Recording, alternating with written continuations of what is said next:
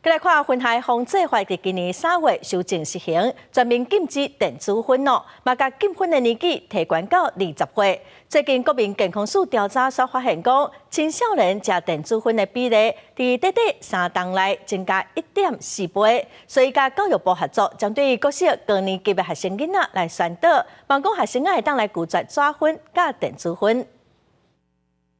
青春从戒烟开始。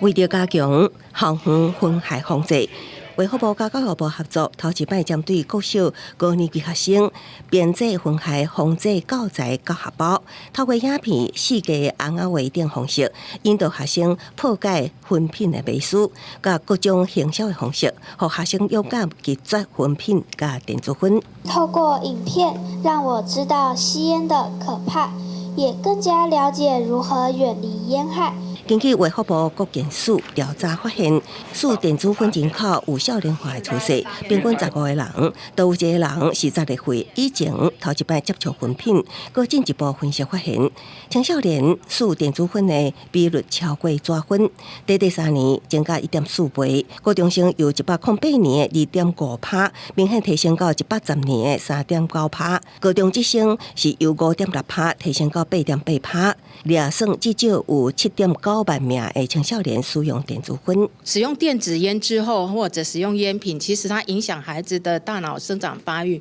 另外就是气喘的发生的比率会增加大概2.36倍。从认知的拒烟到愿意不使用烟品，爆发到确切的能够实践